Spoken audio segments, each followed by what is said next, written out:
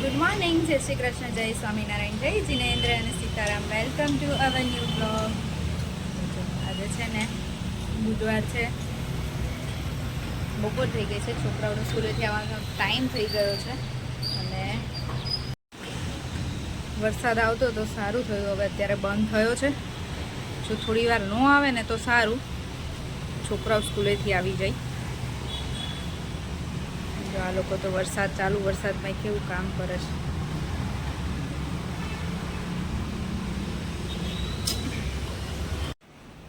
લંચમાં મેં સવારે છોકરાઓને આજે છે ને ઈદડા બનાવી દીધા હતા, વ્હાઈટ ટોપલા. એટલે હવે અત્યારે એ જ બનાવી નાખું છું, 2 ડીશ, એટલે અમારે ચાલશે. પછી સાંજે કંઈક બનાવશું, જોઈએ. હવે એવું થાય છે, છોકરાઓ કંઈ બરાબર સ્કૂલમાં મેં આપ્યું હોય ને એ લોકોને બ્રંચ સરખું એવું, એટલે અત્યારે આવીને કંઈ બહુ ના જમે, થોડું થોડું જમે. એટલે પછી શાક રોટલીને એવું બનાવવું ને તો મારે છે ને પડ્યું જ રહે છે, મારે જ ખાવાનું થાય છે. તો મેં કીધું આજ તો છે ને શાક રોટલી બનાવવું જ નથી, આવું કંઈક બનાવું ને તો થોડું થોડું ખાઈ લે એટલે પેટ ભરાઈ જાય.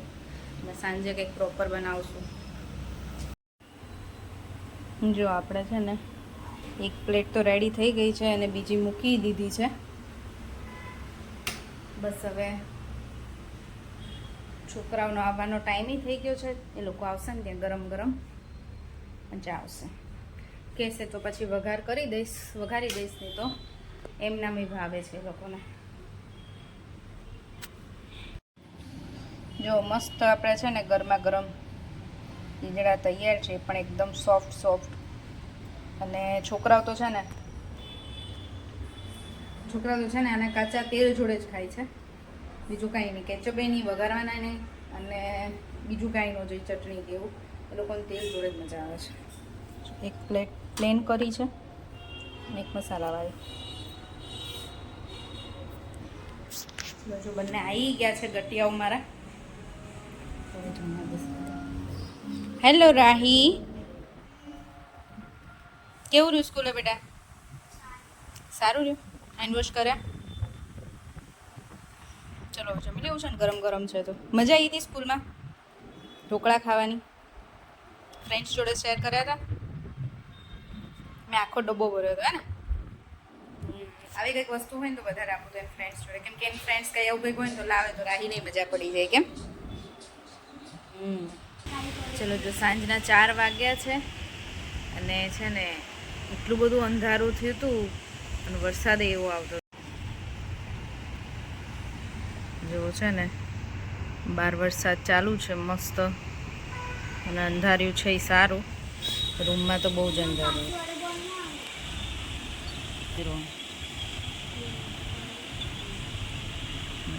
એના છે ને હમણાં તો 2 લેપટોપ લઈને જે સ્કૂલમાં કોમ્પ્યુટરમાં શીખવાડ્યું હોય ને એ બધું કરે. નહીં શ્લોક ઘરે આવીને મજા આવે?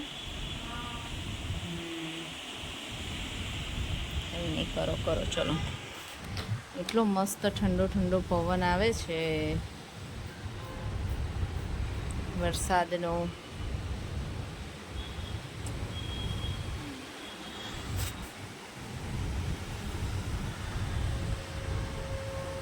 ઠંડુ થઈ ગયું છે એકદમ મસ્ત. જો હવે આજે છે ને અમારે શ્લોકને શું કરવાનું? શ્લોક ડેન્ટિસ્ટ પાસે જવાનું છે, કેમ કે ભાઈને 2 દિવસથી દાઢ દુખે છે અને રાહીને મજા લેવા જોડે આવું છે, શ્લોકને જોવા. હે ને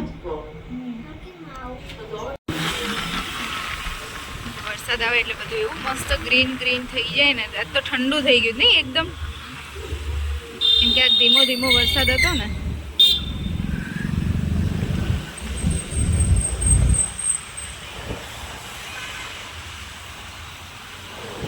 વાતાવરણ ઠંડુ લાગે છે.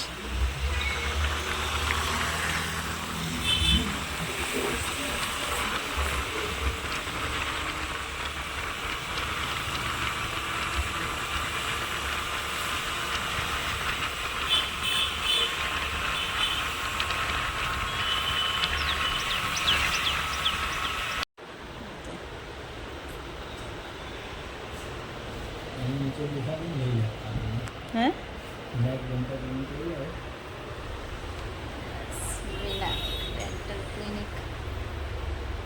કેયુના ફ્રેન્ડ આશીષભાઈને ત્યાં જાય છે હવે બતાવવા.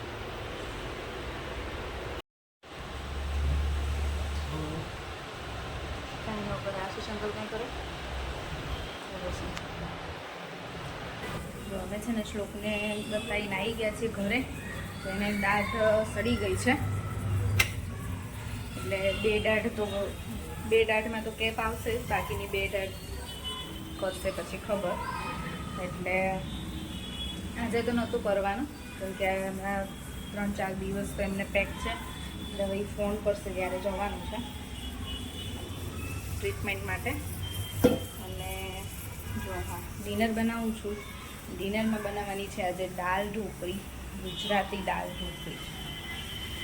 ને દાળ ઢોકળી માટે દાળ મૂકી દીધી છે બાફવા.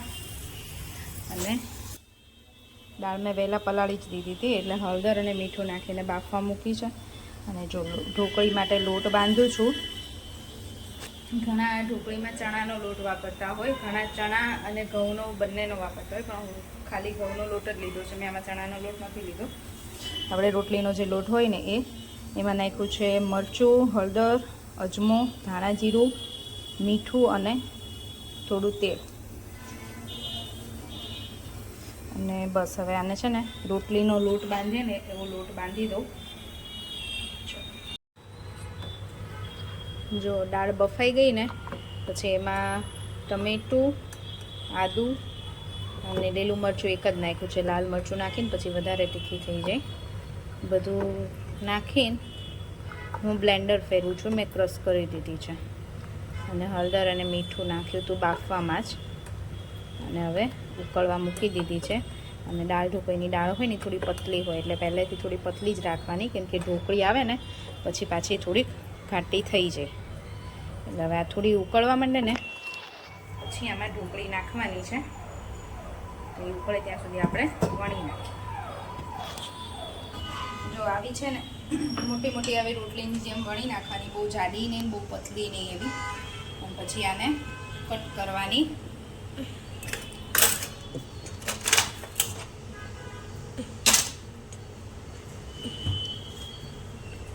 આને છે ને આવી રીતે કટ કરી દેવાની.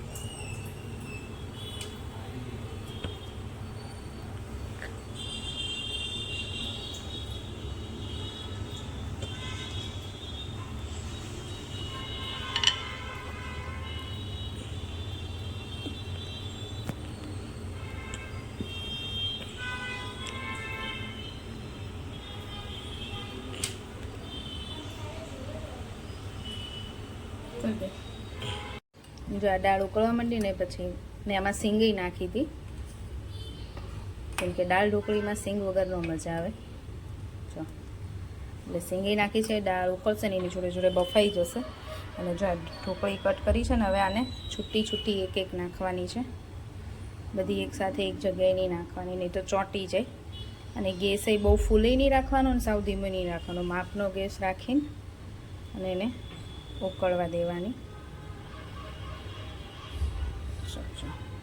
આ બધી ઢોકળીઓ કટ આવી રીતે કટ કરી છે અને છૂટી છૂટી દાળમાં નાખી દઉં છું.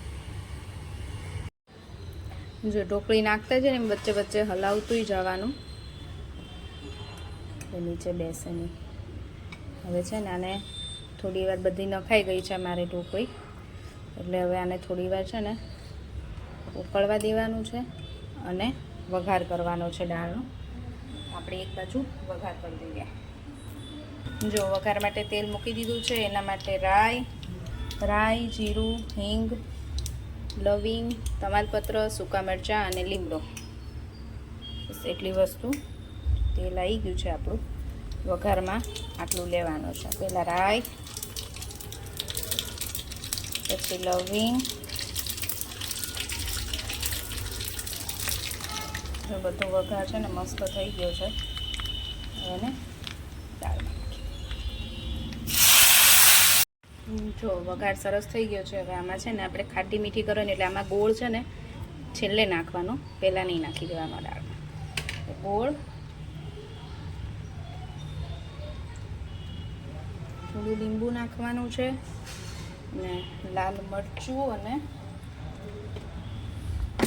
થોડો અમથો દાળ શાકનો મસાલો.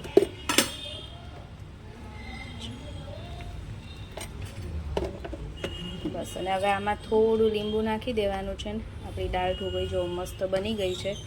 દાળે બરાબર છે અને ઢોકળી બધી ચડી ગઈ છે સરસ.